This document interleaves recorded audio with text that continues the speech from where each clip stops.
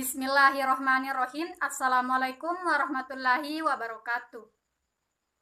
Pertama-tama, marilah kita panjatkan puja dan puji syukur atas kehadirat Allah Subhanahu wa Ta'ala karena masih diberi kesempatan sehingga dapat menyelesaikan salah satu tugas mata kuliah perkembangan peserta didik yang diampu oleh Ibu Dr. Hajah Syamsida MPD.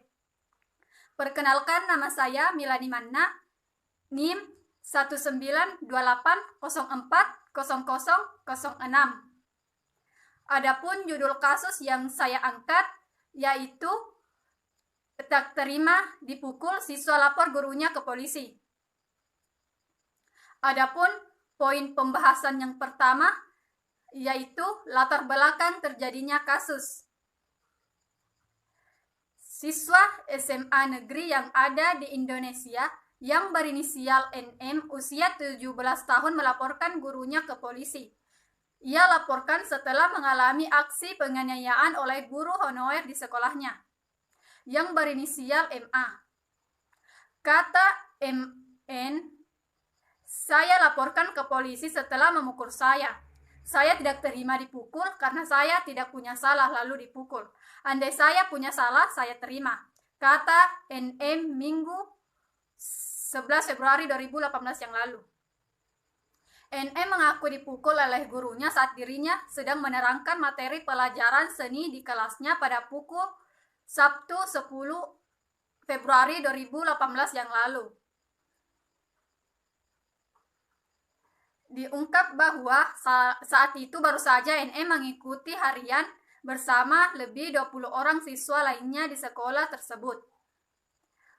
Usai ulangan, NM selanjutnya bersiap-siap untuk pulang dengan memasukkan beberapa buku di dalam tasnya.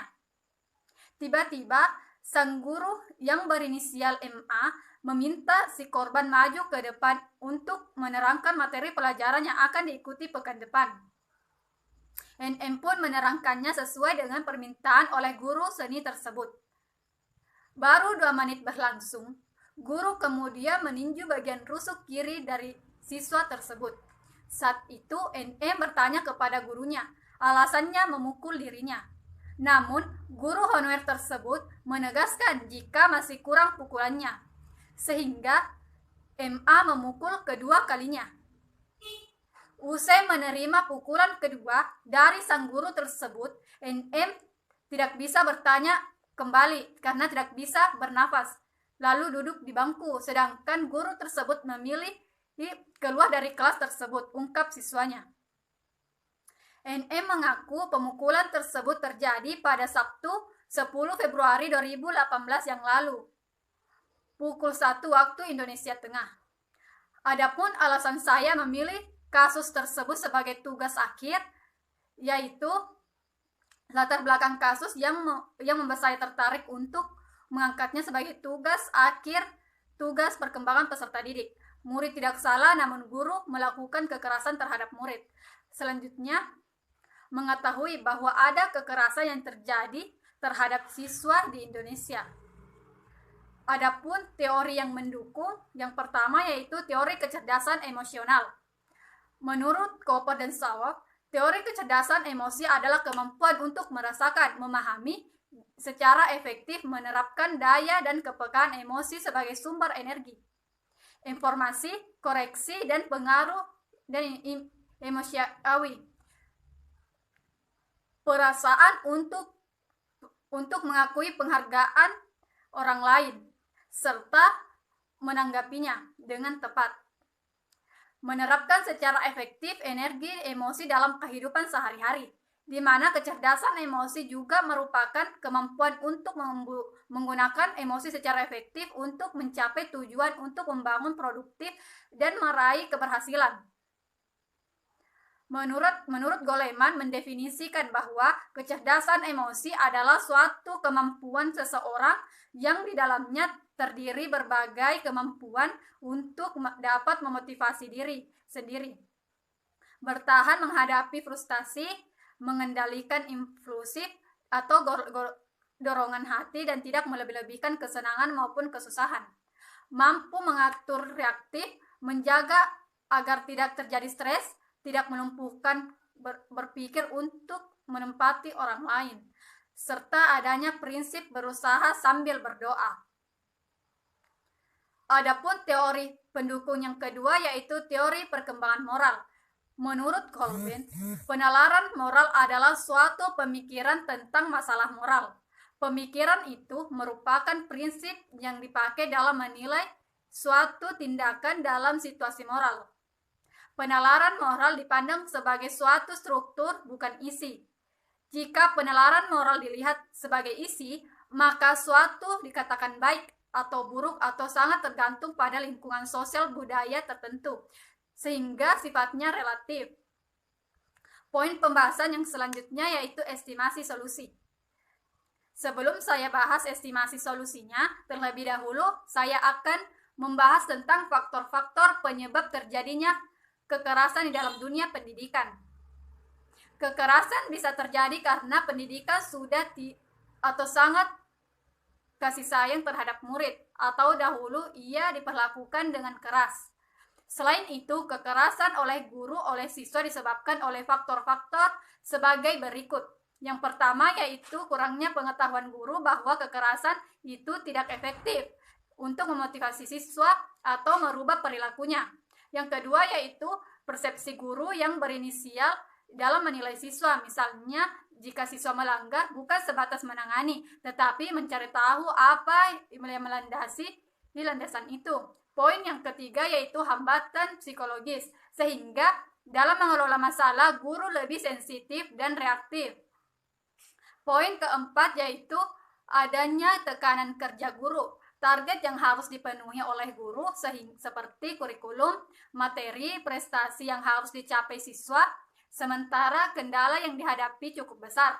Poin selanjutnya yaitu pola yang dianut guru adalah mengedepankan faktor kepatuhan dan ketaatan pada siswa, mengajar suatu arah atau dari guru ke murid. Poin selanjutnya yaitu muatan kurikulum yang menekankan pada kemampuan kognitif dan cenderung mengabaikan kemampuan efektif, sehingga guru dalam mengajar suasananya kering, tasteful, tidak menarik, padahal mereka dituntut untuk mencetak siswa-siswa yang berprestasi.